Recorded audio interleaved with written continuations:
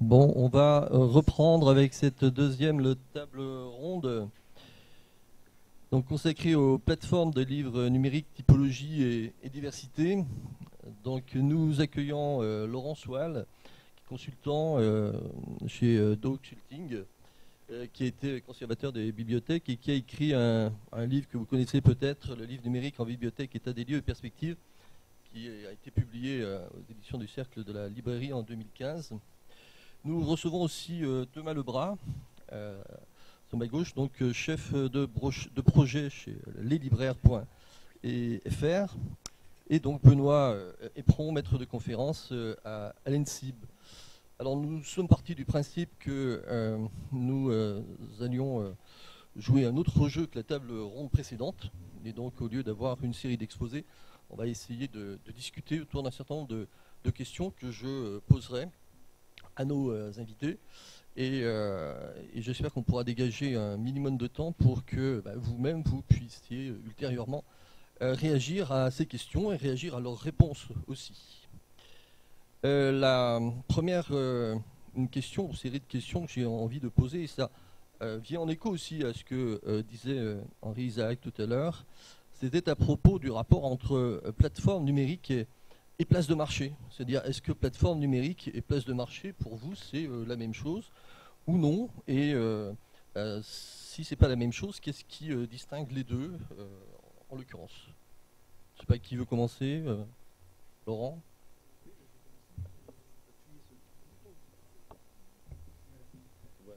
Bonjour, donc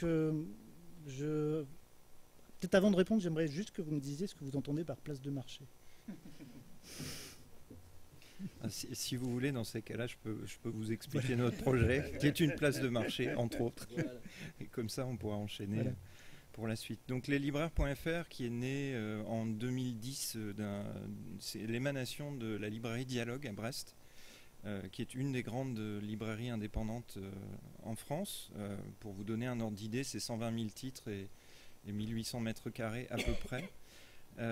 Et en fait, on a fondé en même temps une place de marché qui rassemble le stock de 200 librairies aujourd'hui, qui permet aux clients de réserver un livre en magasin ou de se le faire expédier à domicile, et aussi en même temps donc une plateforme de vente de livres numériques qui propose, si ce n'est l'exhaustivité, au moins le plus de livres possible parmi ceux que les éditeurs nous proposent. Donc voilà qui répond à une première question sur ce qu'est une place de marché. Pourquoi est-ce qu'on a construit les deux en même temps? C'est simple, en fait, l'initiative venait d'une démarche de compréhension de ce que souhaitaient nos clients. Et on s'est dit qu'on ne voulait pas leur dire non lorsqu'ils souhaitaient un livre qu'on n'avait pas en stock.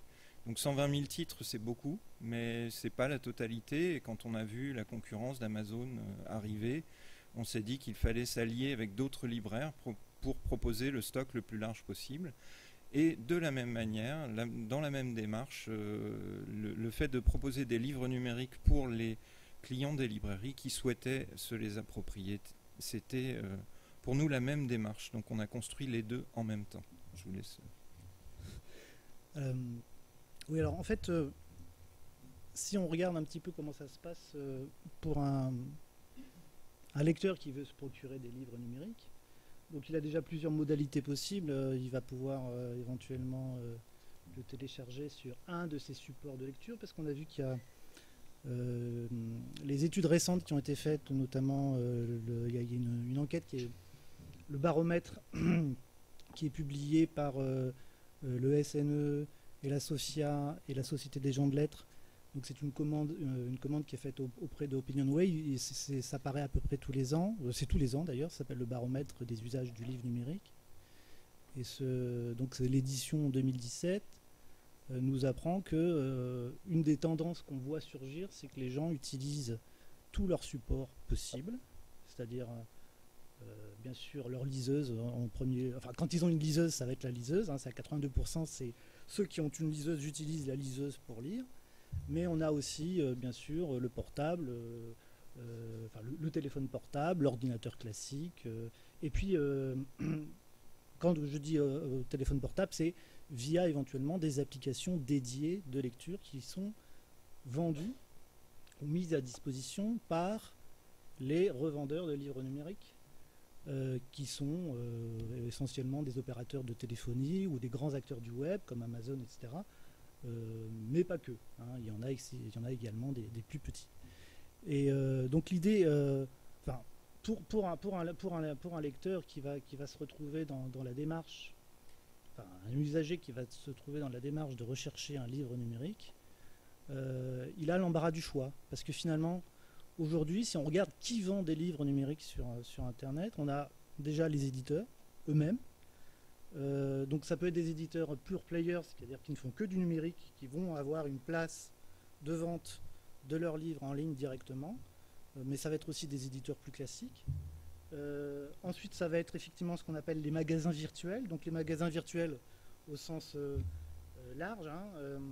Alors je sais qu'on ne pourra pas utiliser forcément le terme virtuel, puisque tout à l'heure M. Isaac nous a dit que c'était pas approprié, mais disons que le principe c'est ça, c'est qu'on a dans cette catégorie-là plusieurs types d'acteurs. On a, comme je le dis, les grands acteurs du web, donc Amazon, Apple, etc., qui vont prendre à peu près 70%, voire plus, des parts de vente.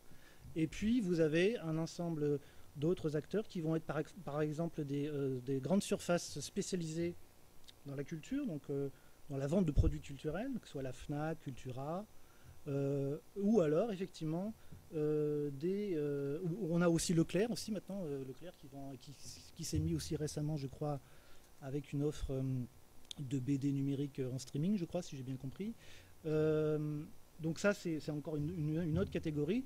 Et puis, on a effectivement les libraires qui vont se mettre à vendre aussi. Donc, soit directement, quand ce sont des gros libraires, comme le Furet du Nord, etc., soit qui vont se mettre ensemble, qui vont mettre en place une plateforme ensemble pour vendre leurs livres, ou qui vont faire appel à un prestataire qui va leur permettre de mettre une marque blanche, enfin une vente en marque blanche, un système de vente sur leur propre site, mais qui est en fait opéré par un prestataire. Voilà. Donc en gros, c'est un peu comme ça que ça se distribue au niveau de la vente aux particuliers. Et ce qu'il faut savoir aussi, c'est qu'il y a aussi des acteurs majeurs aujourd'hui dans la chaîne du livre numérique, on va dire, qui sont les e-distributeurs. Donc les e-distributeurs, ce sont les gens qui vont se mettre les usagers, les lecteurs ne les connaissent pas. Ce sont des gens qui vont être entre l'éditeur et le détaillant, le revendeur, et qui vont opérer qui vont mettre en place des entrepôts sur lesquels on va retrouver les données, les métadonnées, les données de gestion, c'est-à-dire les flux, tout ce qui concerne les données transactionnelles de vente, de l'éditeur au libraire ou au revendeur, on va dire, et puis également les fichiers eux-mêmes, puisque ce sont sur ces entrepôts-là qu'on va retrouver des plateformes techniques où on va avoir les livres numériques sur lesquels on va apposer éventuellement une DRM ou un tatouage, et à partir desquels on va éventuellement mettre en place des flux de streaming. Voilà. Et pour en revenir à l'usager, aujourd'hui, il a le choix, enfin de plus en plus, hein, quand il va alors évidemment, c'est surtout les gros opérateurs qui peuvent se permettre aujourd'hui de proposer aussi aux acheteurs, en fait, plusieurs modes d'acquisition. Ça va être aussi bien donc la possibilité de télécharger le fichier du livre numérique sur son appareil ou ses appareils, avec ou sans DRM, avec ou sans tatouage. Ça va être également la possibilité de télécharger une application dédiée à la lecture. Et ça va être aussi la lecture en streaming de plus en plus. Et au niveau des modes d'acquisition, on retrouve aussi pas mal de possibilités. On a là, bien sûr le téléchargement classique, enfin l'achat à l'unité en fait, ça. Mais ça, c'est aujourd'hui, ça représente à peu près 60% des actes. Enfin, les gens qui se procurent un livre numérique le font essentiellement par un acte à l'unité.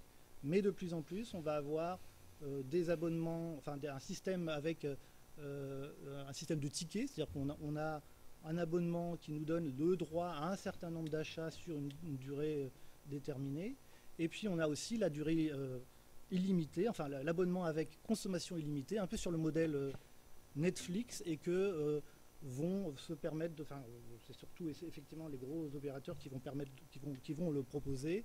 Donc Amazon le propose aussi, mais il y a aussi Ubooks par exemple qui le propose. Voilà. Benoît. Oui, donc pour essayer de répondre à ta question de départ qui est plateforme numérique ou place de marché, alors je dirais que toutes les places de marché sont des plateformes numériques, mais toutes les plateformes numériques ne sont pas des places de marché. Il y a quand même un point d'accès au livre qu'on n'a pas beaucoup évoqué aujourd'hui, qui est ne serait-ce que Google. Et Google Books, qui est une plateforme numérique, une plateforme d'accès au livre numérique qui est extrêmement conséquente, qui fait moins parler d'elle aujourd'hui, mais qui a eu une actualité très importante il y a quelques années, et qui représente un vivier, un gisement en tout cas de ressources pour accéder aux livres qui sont conséquentes, sans qu'il y ait, alors place de marché, il faudrait le détailler, mais sans qu'il y ait une transaction directe. Alors il y a une transaction forcément, puisqu'à un moment ou un autre, mes données ou quelque chose d'autre va être vendu à un annonceur, et donc il y aura une transaction, mais en tant qu'usager, je ne vais pas avoir cette dynamique-là.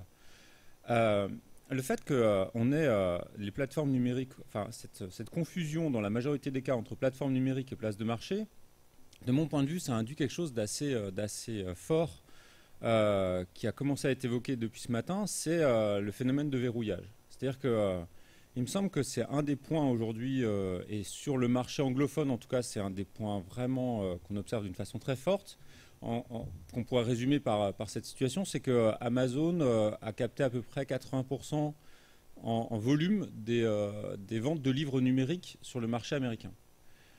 Cette situation-là, elle s'explique par le fait que Amazon a d'une part mélangé les deux, c'est-à-dire est une plateforme d'accès aux livres et une place de marché pour des tas d'autres choses.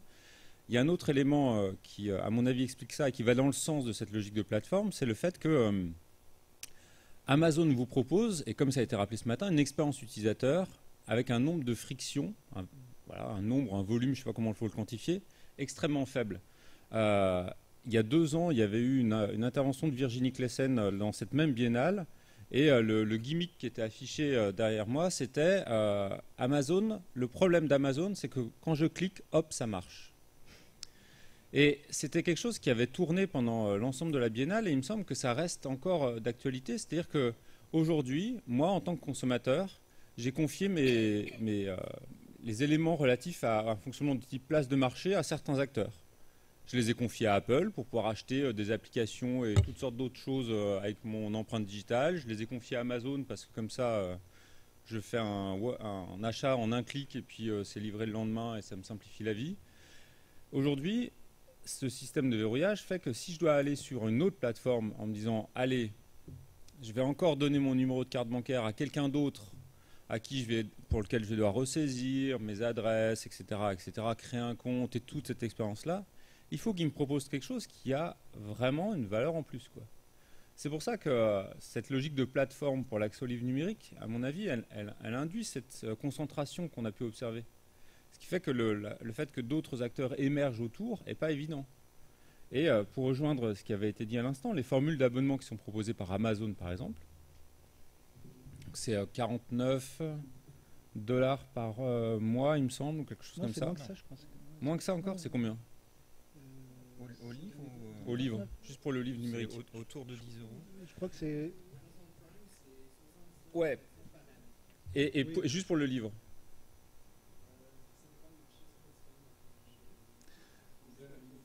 Je crois que Mais il y a plusieurs... ça, c'est 10 € par mois. Ouais, je crois Donc que c'est 9,99 par comme mois ça, ouais. aujourd'hui, Ouais. c'est une solution qui m'offre un accès au livre qui me semble efficient parce que j'ai une plateforme gigantesque qui est derrière ça.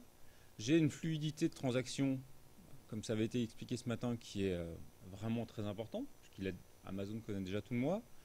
Du coup, l'émergence d'un autre acteur fournisseur de livres dans mon environnement vu du point de vue usager est vraiment pas évident. Et c'est je dirais, le fait que aujourd'hui, le nombre de places de marché avec lesquelles je fais des transactions est de plus en plus limité, est restreint parce que j'ai créé des comptes sur un nombre limité de plateformes parce que ces plateformes me donnent accès à un très grand nombre de ressources. Et de fait, en créer une nouvelle aujourd'hui représente pour moi, il me semble de mon point de vue, un effort important. Nouer une relation nouvelle avec une nouvelle place de marché me complique la vie. Alors je le fais, par exemple, pour ce que vous disiez sur Sequencity, donc c'est l'acteur qui est passé qui s'est associé avec Leclerc pour de la BD numérique il y a quelques mois. Je le fais parce que l'expérience usagée qui m'est proposée pour de la BD numérique chez Sequencity est, de mon point de vue, je ne fais pas de la pub, j'aime beaucoup ce qu'ils font, mais voilà, c'est pas mon... est, de mon point de vue, plus satisfaisante que celle que pourrait me proposer Amazon.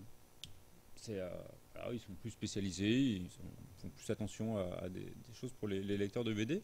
Donc je considère que je peux faire cet effort-là de démultiplier encore mon coût de transaction. Aujourd'hui, par rapport à Amazon, ça me paraît plus compliqué. Oui, alors, et justement, parce que l'enquête qui a été menée par KPMG pour le compte justement du SNE, je crois, entre autres, donc là, c'est une enquête qui est faite auprès des éditeurs, qui a été réalisée de mars à juin de cette année, et qui leur demande un peu quelle est leur politique éditoriale, de commercialisation, etc. Et en fait, quand on leur demande quel est votre vecteur de diffusion privilégié, vous les éditeurs, ils disent ah ben nous on aimerait bien que ce soit les libraires, idéalement. Et en fait, quand on regarde dans la pratique ce qui se passe, c'est 45% des éditeurs aujourd'hui ont des contrats directement avec Amazon, etc. Parce qu'ils se rendent bien compte que c'est le moyen d'écouler le plus rapidement possible, enfin le plus efficacement possible sa production de livres numériques. Donc il y a effectivement une volonté qui peut être affichée, et puis la réalité des faits qui fait que en fait tout le monde dit on préférait travailler avec des distributeurs, on préférait travailler avec des réseaux de libraires, mais en fait l'essentiel de nos ventes se passe par Amazon. Je vais rebondir sur ce que vous venez de dire, parce que ça correspondait à une des questions que je voulais vous poser, justement, c'était le lien entre les plateformes numériques et la chaîne du livre. Et donc savoir, la question que je posais, c'était est-ce qu'il s'agissait de remettre les libraires au centre du jeu, justement. En tout cas, c'est la politique. C'est la politique du ministère de vouloir faire en sorte que les libraires puissent trouver leur part dans le livre, dans le marché du livre numérique. Et c'est aussi la raison d'être de PNB. PNB, c'est la principale raison d'être de PNB, c'est qu'on associe. On a dans le processus, on a le libraire, et que la bibliothèque passe par le libraire pour acheter les livres qu'elle met ensuite à disposition pour le prêt numérique. Donc voilà, ça c'est la volonté politique. Après, il y a les logiques de marché. Donc ça c'est. Oui, il y a la volonté politique et la réalité économique. Voilà. Effectivement, pour nous c'est une question de survie, de montrer que les libraires sont tout à fait capables de vendre du livre numérique, puisque, comme je vous disais, l'idée c'est de ne pas perdre des clients. Quand vous leur dites non pour du livre numérique, ils vont voir gentiment chez Amazon, ils s'inscrivent et ils sont captés, notamment parce que les moyens technologiques sont tels que l'expérience client est plutôt bonne. Ceci dit, ce dont les clients ne se rendent pas compte forcément, c'est que leurs livres sont chez Amazon et restent chez Amazon. Ils ne peuvent pas sortir de l'écosystème.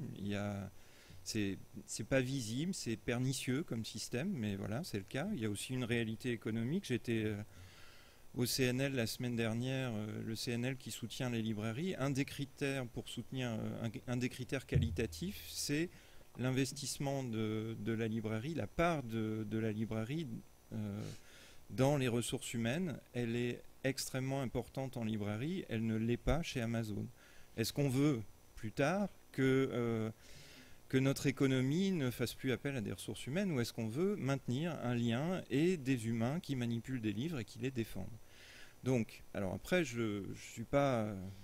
évidemment, moi je me situe en tant que libraire, j'allais dire vent debout contre Amazon, comme les autres plateformes. Ceci dit, il ne faut pas se leurrer, il ne suffit pas d'être vent debout et d'avoir cette position qui pourrait être snob, de dire n'achetez pas vos livres chez Amazon, achetez-les chez un libraire indépendant. Mais pourquoi quelle est la différence? Donc il faut au moins que nous soyons capables de nous aligner technologiquement sur l'expérience utilisateur et de proposer quelque chose d'équivalent. Et ça, on le fait avec des initiatives privées, avec des initiatives interprofessionnelles, mais enfin tout à l'heure Alexandre a montré quelques images de Tintin. Pour ce qui est de la librairie indépendante française, on aurait pu montrer plutôt Astérix et les villages gaulois. Voilà, chacun a raison dans son coin. Et mettre en réseau des libraires, voilà, c'est complexe. Voilà. Mais on y arrive. C'est tout l'objet des démarches des plateformes, en tout cas de la nôtre, de mutualiser les moyens économiques. Parce qu'à partir du moment où la librairie Dialogue, qui était plutôt en avance sur son temps, elle a ouvert un site internet en 1999, avant même l'arrivée d'Amazon en France. Elle a été une des premières grandes librairies indépendantes à vendre du livre numérique, avec Mola à Bordeaux, De Citre à Lyon, évidemment, a été aussi dans les pionniers. Et nous, on a fait le choix de la mutualisation des moyens. Donc on est devenu prestataire pour les autres libraires. Et c'est, je pense, une des raisons du soutien du CNL de la démarche. Pour autant, le chantier reste grand pour rattraper l'écart technologique.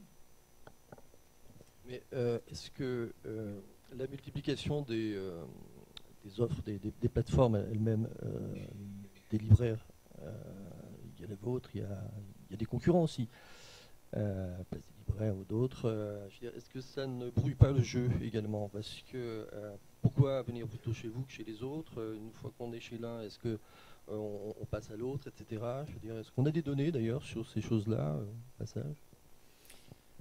Alors, on n'a pas de données chiffrées qu'on échangerait entre concurrents, malheureusement. Je ne sais pas pourquoi. Ce que je peux vous dire au niveau de leslibraires.fr, c'est qu'on est à peu près équivalent aujourd'hui à une librairie de premier niveau, à nous tous. Donc c'est pas négligeable, c'est une étape, mais il y en a d'autres à franchir et tout est à reprendre sur le marché d'Amazon. Donc finalement, on peut faire plus 30, plus 40% de croissance tous les ans et avoir encore du travail pour un certain nombre d'années. Donc tout va bien. Mais je suis d'accord avec vous. On a placedeslibraires.fr, on a leslibraires.fr, on a Chez Mon Libraire qui est une initiative de la région, des libraires de la région Rhône-Alpes. On en a d'autres. Et on a récemment le syndicat de la librairie française qui a monté librairieindépendante.com. Alors c'est un portail pour les gouverner tous. Il se trouve que c'est nous aussi qui l'avons réalisé puisque le SLF a lancé un appel d'offres que nous avons remporté.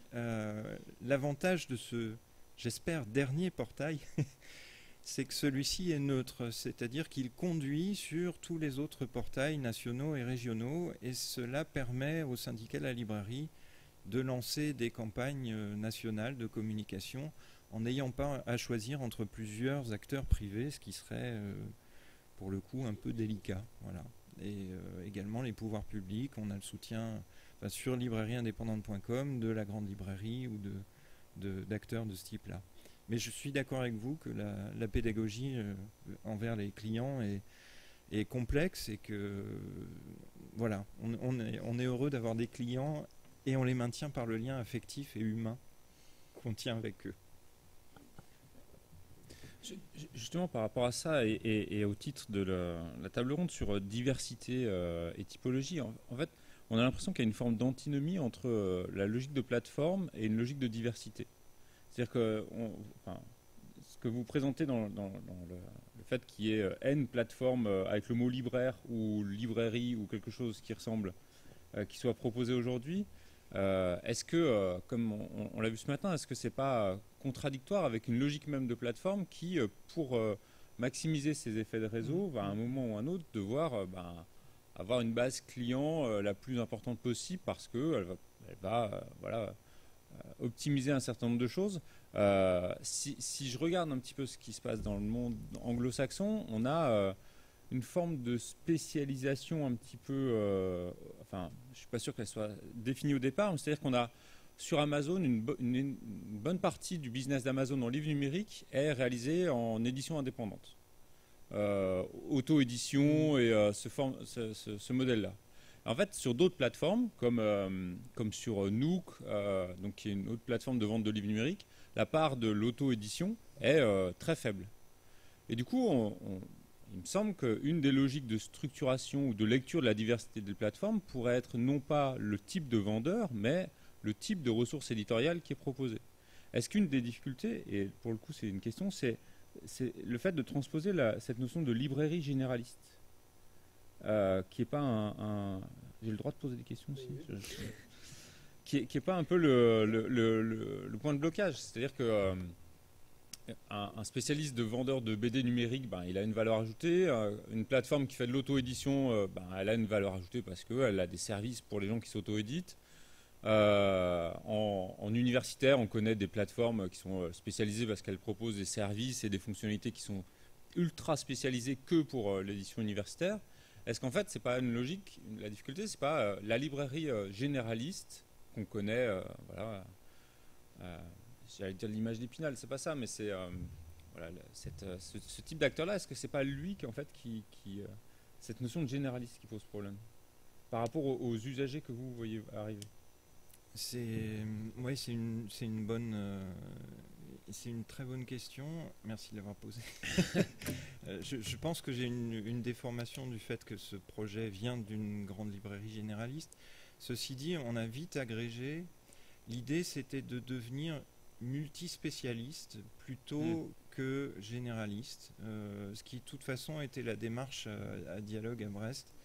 Une librairie qui a été construite en cellules, sciences humaines, littérature, bande dessinée, etc. avec parfois un travail dans ces rayons d'une librairie généraliste qui était vraiment à la hauteur d'une librairie spécialisée. Donc du coup, j'ai envie de répondre, c'est sous forme d'un... Bon, c'est pas une vraie bonne réponse, mais voilà, on est plutôt multispécialiste que généraliste. Il y a quelque chose, moi, qui m'a interpellé, c'est que la table ronde, elle est sur les plateformes de livres numériques. Il y a les livres numériques, mais est-ce qu'il n'y a pas aussi et je pense que vous en êtes en illustration, aussi des plateformes numériques du livre? C'est-à-dire qu'il y a distribué le livre numérique et puis il y a distribué numériquement, ou à l'aide du numérique en tout cas, des livres qui ne sont pas numériques, mais simplement ça permet d'avoir accès, de faire des réservations, etc. Tout un ensemble d'avoir accès à un ensemble de services qui permettent, de créer un contexte numérique autour du livre. Est-ce qu'il faut à tout prix séparer les deux? Est-ce qu'il faut les regrouper? Comment on positionne l'un par rapport à l'autre, en l'occurrence? Donc nous, je vous l'ai dit, on a fait le choix de ne pas mettre de frontières entre les deux expériences. D'abord pour une question d'expérience client, et puis voilà, parce que le numérique, même si on dit qu'il décolle depuis des années, d'abord on en a une faible part, et puis la part générale reste très faible.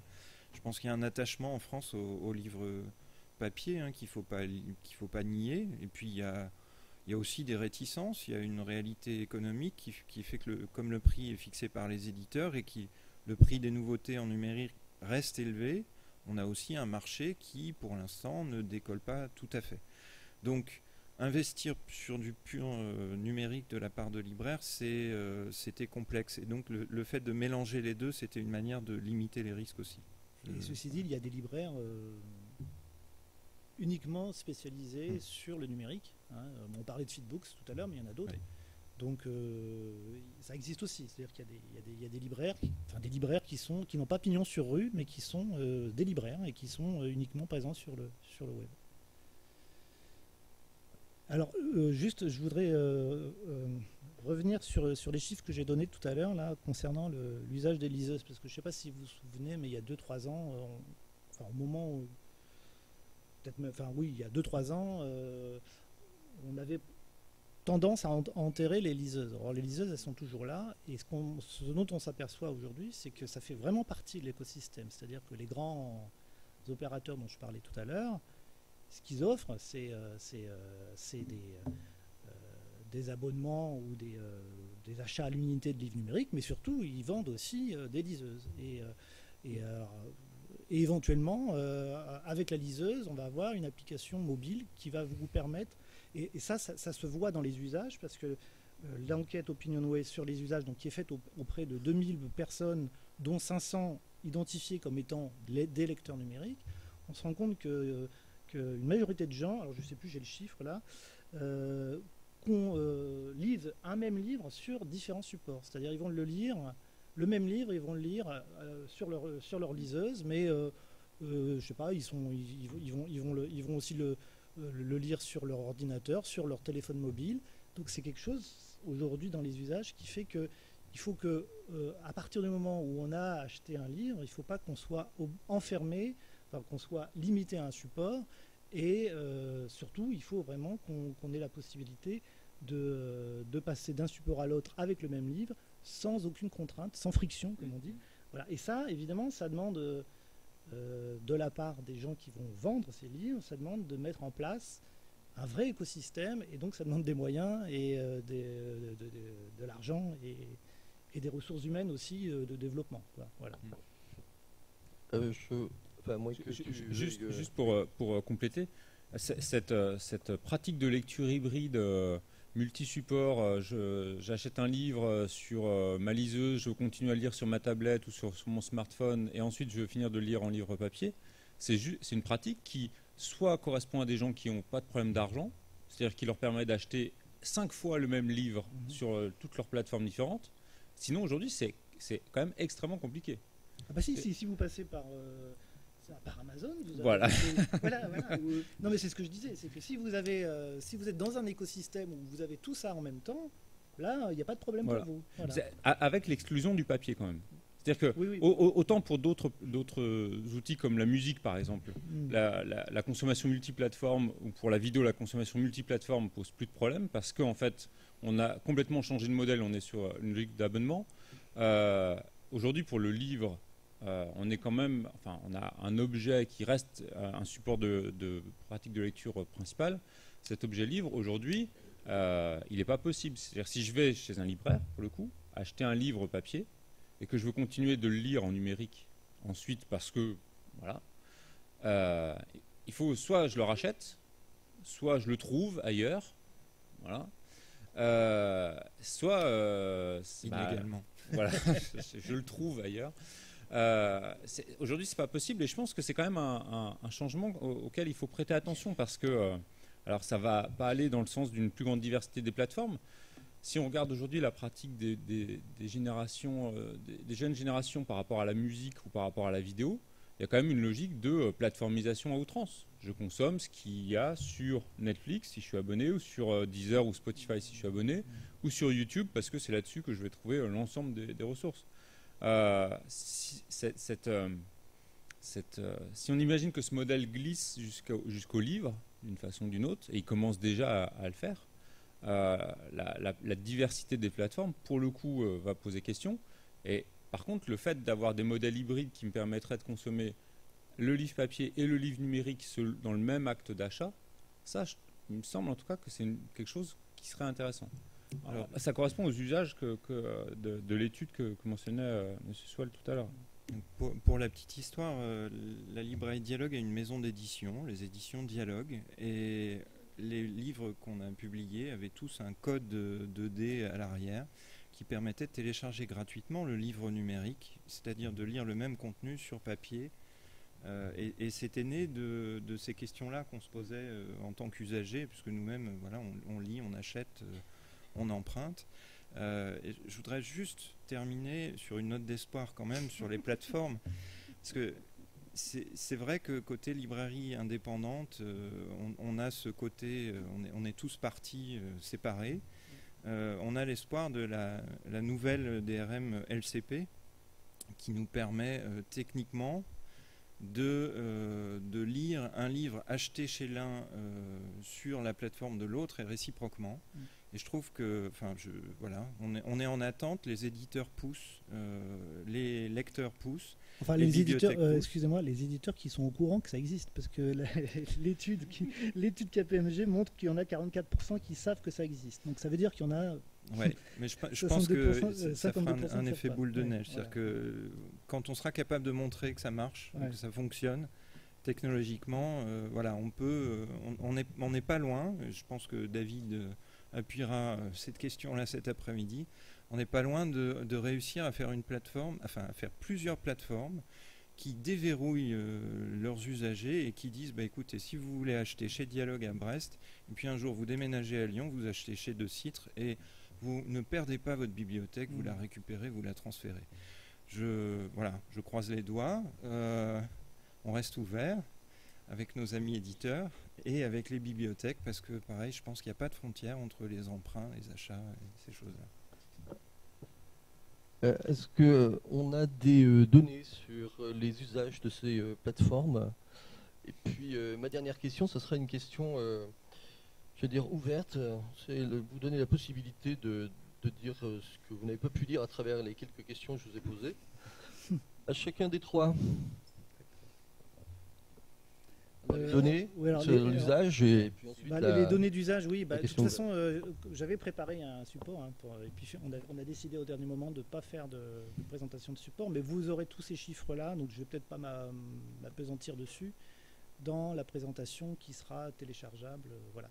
Donc il y a plusieurs types il y a les chiffres qui sont sortis donc de l'étude OpinionWay sur les usages, et puis il y a cette étude qui est faite par KPMG auprès des éditeurs, qui est aussi très instructive parce qu'elle montre aussi comment le monde de l'édition, par exemple on apprend qu'il y a quand même il y a 6 éditeurs sur 10 qui protègent leurs fichiers, donc ça veut dire qu'il y en a 4 sur 10 qui ne le font pas, et qu'il y en a de plus en plus qui sont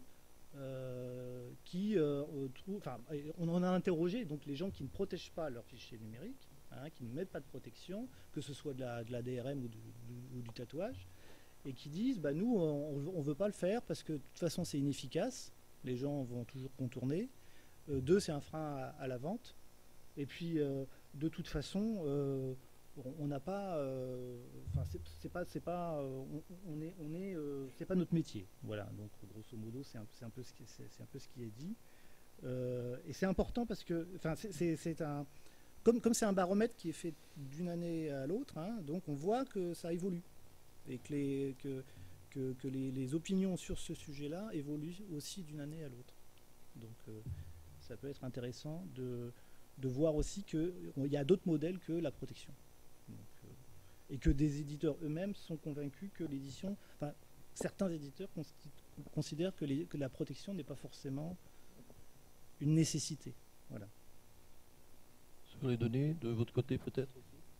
Alors sur les données, on a d'usage, on a une forte progression, on a de nombreux nouveaux utilisateurs. Par contre, ça reste économiquement anecdotique. Donc pour l'instant, on attend un décollage et on a beaucoup à rattraper. Économiquement anecdotique, ça peut se traduire comment en chiffres, avec 2-3 chiffres clés non? Si vous voulez pas, c'est pas... C'est vraiment anecdotique, c'est gênant. D'accord. Donc on va rester dans l'anecdote. Tu veux intervenir, Benoît? Non, sinon on voyait sur les données, il y a une donnée qui est parue dans les baromètres ou dans les enquêtes récemment là, que je trouvais intéressante, c'était la place majoritaire des achats de livres numériques qui se faisaient par l'application. Oui. Ou par le store directement intégré dans le dispositif que les gens ont sous la main. Ça représente 60%, les deux. Ouais. Voilà. Les deux additionnés, ça fait 60%. Ça veut dire que la place laissée à des acteurs qui ne sont pas déjà sur le dispositif, donc sur le smartphone, sur la liseuse ou sur la tablette, est quand même assez complexe, et du coup ça oblige à rentrer dans un autre type d'économie qu'on a rapidement évoqué ce matin, qui est celui des applications. Et on le voit sur d'autres projets, le fait aujourd'hui de faire en sorte que les gens installent une application supplémentaire pour lire des livres par exemple, c'est quand même un défi assez fort, étant donné le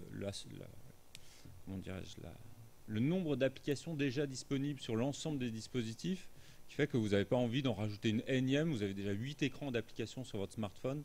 S'il faut en rajouter une énième juste pour lire les livres de un endroit, c'est quelque chose qui va être compliqué. Et du coup, le travail sur la communication autour de l'expérience utilisateur, la fluidité, le fait que ça soit un hub vers un écosystème qui dépasse celui de la simple plateforme, je pense qu'il y a un enjeu là-dessus qui pour l'instant est assez étranger au monde dans lequel on est aujourd'hui. Savoir faire remonter une application en numéro 1 d'un store chez Apple ou chez Android, c'est quand même pas évident du tout, et je ne suis pas sûr qu'on soit beaucoup à avoir déjà fait ça. Donc quelque chose qui vous tient à cœur, dont on n'a pas parlé, moi j'avais d'autres questions à poser, mais le temps est très limité. D'abord Laurent Soile, ensuite Thomas Lebras, puis Benoît.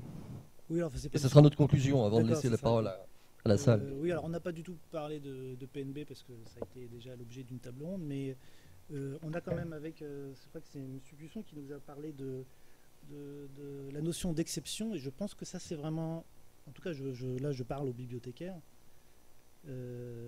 en termes de prêt, parce qu'on s'aperçoit aussi que alors, les enquêtes d'usage qui sont faites auprès des usagers, enfin des consommateurs de livres numériques, montrent que effectivement il y en a une très faible proportion qui savent qu'éventuellement ils pourraient emprunter le livre numérique dans leur bibliothèque.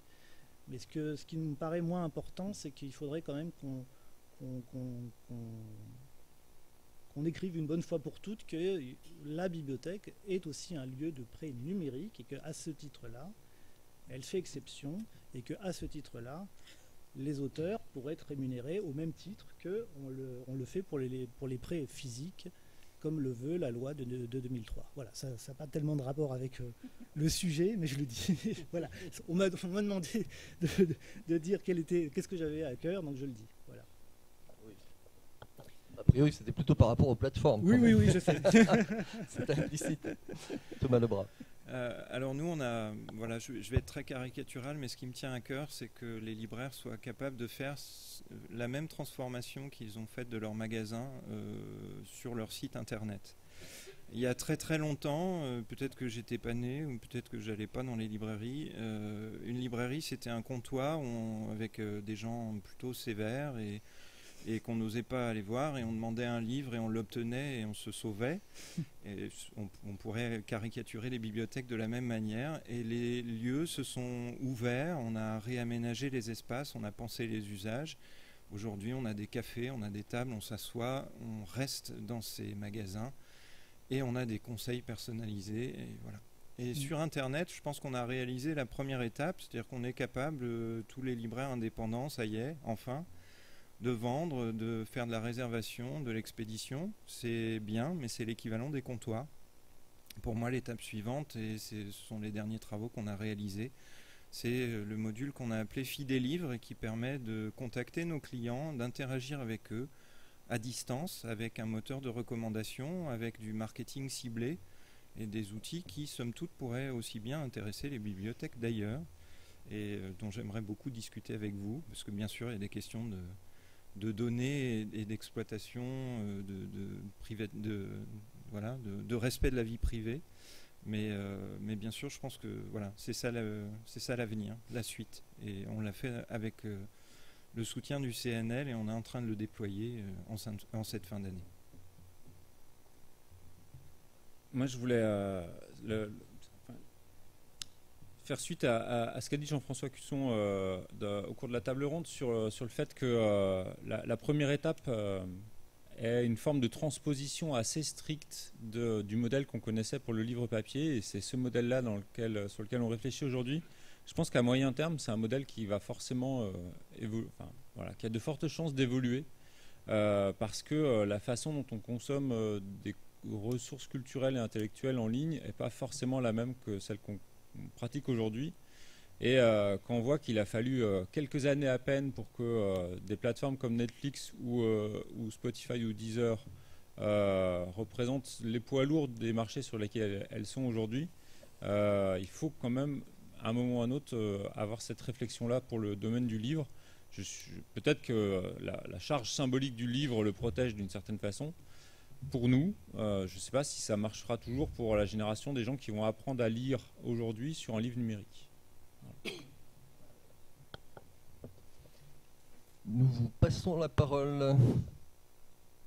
Emmanuel, voilà le micro. Tu avais une question devant aussi. Oui, ce sera facile de lui passer le micro. Je voulais poser une petite question par rapport à l'évolution du monde physique de la librairie à celui du monde numérique de la librairie. Je m'étais dit un peu au départ, quand il y a eu les librairies numériques, que ça allait être pas mal du côté de la diversité et de la longue traîne, parce que finalement, une petite librairie peut proposer un catalogue d'1 million de titres et que, enfin, alors qu'elle est limitée au niveau physique dans sa librairie, dans ce qu'elle expose, et que donc ça cache un monde énorme derrière, ça allait peut-être changer les choses. Mais est-ce que le fait que finalement tout ça est noyé dans un énorme catalogue et que finalement quand je regarde un peu les sites web de librairie, c'est toujours Marc Lévy, Amélie Nothomb et d'autres qui ressortent au-dessus, est-ce qu'on n'a pas reproduit un peu par la force des choses, parce que le site web ne montre pas tout le catalogue, l'effet physique qu'il y avait dans la librairie traditionnelle? Effectivement, il y a une initiative qu'il faut souligner, c'est Phoenix, la réédition de livres épuisés. On s'est retrouvé en librairie avec des catalogues absolument gigantesques, mais une vraie difficulté à manipuler ces catalogues, à les présenter. En librairie, on reçoit les nouveautés, on les met physiquement en rayon. On a vu le représentant avant qui nous a parlé de ces livres. On discute avec les clients qui les ont lus, et bien sûr, on lit nous-mêmes, figurez-vous. Et donc, voilà, ces catalogues, ils vivent, ils ont naturellement une place dans la librairie. La difficulté sur Phoenix, c'est qu'il y a aussi bien des éditions épuisées de Que sais-je, par exemple, qu'on ne peut absolument pas traiter exhaustivement, que des petits trésors de littérature qui n'étaient plus édités depuis 25 ans et qu'on est très heureux de pouvoir proposer parce qu'on les a lus il y a 25 ans et qui ne sont plus ni même présentés en poche. Donc il y a le nombre fait qu'il y a une vraie difficulté. J'avais préparé dans une des copies d'écran la présentation sur notre site de Numérique Livre, qui est donc un éditeur purement numérique. Rien que le nombre de collections est impressionnant, et dedans il y a aussi bien du roman, de la fantaisie, de l'érotique, voire du plus vulgaire. Donc, enfin voilà, toute la question c'est la manipulation, et pour moi la seule solution c'est la mutualisation des ressources des libraires pour que certains se spécialisent dans certains types de catalogues et y passent du temps, parce que ce temps il nous manque. Oui, François Gesbin, donc ancien directeur de la Découverte, et je suis aussi président de Cairn et aussi membre du conseil de surveillance de Phoenix. Donc je voudrais rebondir sur ce qu'a dit Benoît Éperon, qui me paraît très très juste, sur l'antinomie qu'il percevait entre le concept même de plateforme numérique et la diversité en matière d'édition. Je pense qu'il a absolument raison, et qu'en vérité, on est en train de on continue à se poser des questions qu'on se pose depuis l'apparition du livre numérique, il y a maintenant près de 20 ans, qui aujourd'hui, à mes yeux, n'ont plus lieu d'être. On est à la fin d'un cycle sur le livre numérique, et il va se passer... Maintenant, il n'y a qu'à voir l'exemple américain, où c'était monté très très haut à 26%, 27% de nombre d'exemplaires vendus en numérique sur le nombre d'exemplaires vendus au total. Maintenant, ça a rebaissé à 23%. Et quand on regarde bien, ça c'était grâce au dumping d'Amazon, pas pour autre chose, où l'Amazon vendait à perte, a vendu à perte pendant des années les livres numériques pour capter des clients, pour les mettre dans son Kindle et ensuite les garder, n'est-ce pas? En France, heureusement, on n'a pas fait ça, ce qui fait qu'on stagne en littérature générale à 2, 3, 4% d'exemplaires vendus en forme numérique. Et moi, je fais le pari que nous n'irons pas au-delà. Aujourd'hui, qu'est-ce qui se vend en livre numérique? C'est essentiellement la romance. La romance, le livre sentimental, le livre érotique, la SF, la fantaisie. Alors là, ça peut aller jusqu'à 50%. C'est le cas d'Arlequin, par exemple. Ils vendent 50% en livre numérique. Là, ça fait du sens, je dirais. C'est un public très, très particulier qui est loin d'épuiser la diversité de l'édition. Mais précisément, il n'y a pas un modèle de vente en ligne qui serait capable de représenter, de satisfaire la diversité de l'offre éditoriale et la diversité des publics. On parlait du marché de l'IFAS ce matin. En fait, il y en a 1000 d'un côté, des centaines de milliers d'un côté et des millions de l'autre. Donc c'est des marchés très très éclatés.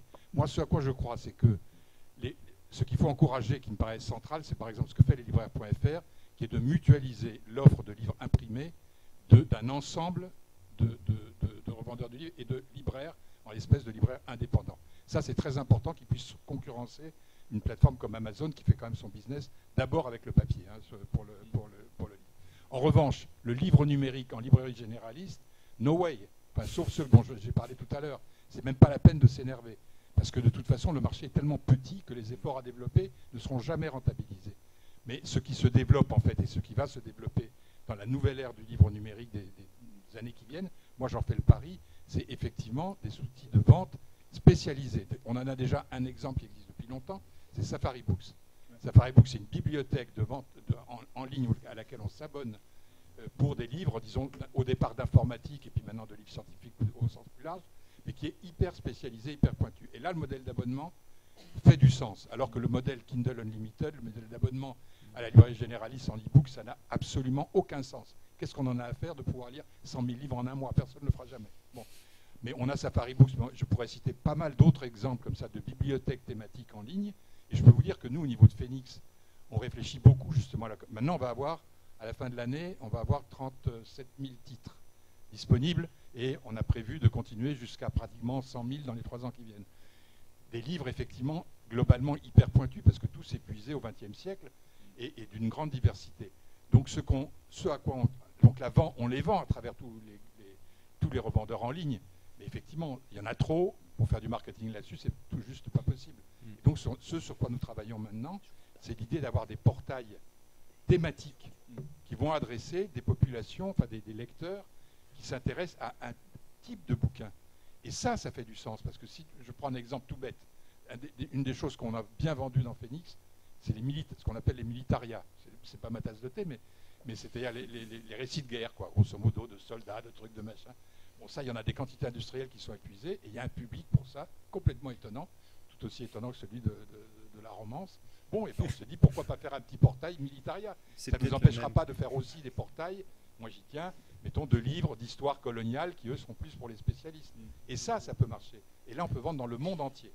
Donc voilà, je pense que l'utilisation des plateformes pour vendre des livres numériques va profondément bouger, et que le modèle ultra centralisé qui a été instauré par Amazon n'a pas nécessairement le plus grand avenir en matière de livres numériques. Oui, et alors juste, je voulais, si on parle un peu de ce qui risque de se passer en prospective, etc., il y a 2 choses qui vont, à mon avis, prendre de plus en plus d'ampleur sur le marché français, et on va dire francophone européen, c'est l'auto-édition et puis les livres audio. Parce que les livres audio, c'est un marché qui est en train de... et qui ne concerne pas uniquement les personnes qui ont des problèmes de vision. Hein. C'est de plus en plus des gens qui vont acheter des livres audio parce que... déjà parce qu'il y a tel acteur qui récite le texte, et puis en plus parce que ça permet de faire autre chose en même temps. Donc ça c'est important. Et par contre, sur le livre augmenté, on en parlait beaucoup il y a quelques années, maintenant les éditeurs n'y croient plus du tout, enfin ils y croient en tout cas de moins en moins. Et on a des acteurs qui s'étaient constitués autour de l'édition de livres augmentés qui ont mis la clé sous la porte. Donc ça, je ne sais pas trop. On en parlait effectivement il y a quelques années. Je ne sais pas trop ce que ça va donner, mais il y a peut-être des choses qui vont se faire au niveau, peut-être un rapprochement, je ne sais pas, entre le monde de l'édition et le monde du jeu vidéo, peut-être pour inventer des nouvelles façons de raconter des histoires. Mais effectivement, on sera peut-être plus tout à fait dans la littérature. Voilà. Oui, en fait, j'avais une question. J'aimerais votre avis pour venir aux plateformes par rapport au rôle du libraire traditionnel dans la vente aux collectivités en numérique. Oui. Je pose la question parce qu'on s'interroge de plus en plus sur la question au Québec, où on se demande un peu quelle est la valeur ajoutée qu'amène le libraire dans cette chaîne-là, dans cette dynamique-là, dans la mesure où, grosso modo, ce qu'on voit, c'est que le libraire fait peut-être une infolette mensuelle et il va faire une facturation qui capte 30% de la valeur. Alors que, par exemple, toute la question du service après-vente, si la bibliothèque a un problème avec un livre, typiquement, la bibliothèque m'appelle et moi, je règle le problème avec l'éditeur ou l'agrégateur. Donc, le libraire n'est même plus impliqué dans cette chaîne. Il vend un livre et après. Donc, de plus en plus, on se pose la question, et c'est tant de la part des agrégateurs que des éditeurs que même les bibliothèques. Et les gens, souvent, vont dire à la blague, est-ce que c'est seulement une espèce de complot consensuel pour subventionner les libraires indépendants? Et on aimerait beaucoup que les libraires indépendants prennent une place et s'inscrivent là-dedans et créent une valeur, mais on se demande où elle est en ce moment. Je ne sais pas si c'est le même contexte en France ou... Non, mais c'est une bonne question. C'est quelque chose qu'on a vécu aussi quand la remise a été plafonnée. On s'est tous retrouvés à 9%, sauf que sur le papier, on avait une différence d'offre quand même, une différence de stock, une différence de délai, de capacité de traitement. Sur le numérique, il n'y a pas beaucoup de prestataires différents, et du coup, on se retrouve à offrir les mêmes catalogues au même prix Pourquoi choisir un libraire plutôt qu'un autre? Nous, le choix qu'on a fait, c'est de transposer systématiquement, en tout cas ça marche pour les livres homothétiques, numériques papier, de transposer systématiquement les conseils et les sélections qu'on réalise pour le papier en numérique. Et de ce fait-là, avec, j'allais dire, c'est pas un minimum de travail, c'est surtout un minimum de temps, on se retrouve à avoir une vraie valeur ajoutée sur les catalogues PNB. Pour autant, la difficulté est la même que celle que j'évoquais tout à l'heure sur la manipulation des catalogues et le temps disponible. Donc là encore, la réponse c'est sûrement sur la mutualisation, sauf que le marché il est unique, donc voilà, on a un petit sujet là-dessus. Une dernière toute petite question avec éventuellement une toute petite réponse. Oui, pour faire suite à ce qui était débattu là, est-ce que vous avez une réflexion sur le design un peu éthique de ces plateformes d'offres de livres numériques? Parce qu'effectivement, on peut toujours déplorer le fait qu'il y ait des grosses plateformes qui prêtent une forme d'attention particulière à leurs clients en personnalisant, en utilisant les données et se dire qu'on peut ne pas le faire.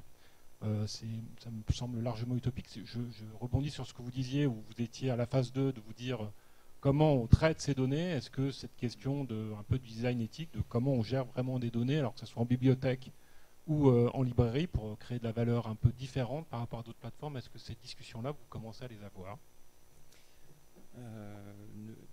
On a des expériences en fait, et on se rend compte que quand on fait des communications ciblées, en utilisant par exemple l'historique d'achat des clients, ça ne pose pas de problème, en tout cas quand on reste du point de vue de la littérature, de la jeunesse et de la bande dessinée. Bien sûr, on ne s'est pas aventuré à faire ça en sciences humaines, et il faudrait creuser un petit peu plus avant d'envoyer des conseils sur des livres politiques ou même des livres plus intéressants que les livres politiques, pardon.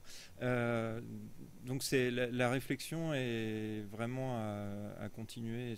Enfin, il n'y a pas de réponse en 2 minutes, mais elle est importante. Eh bien, merci à tous les trois. On peut peut-être les applaudir. Voilà, merci.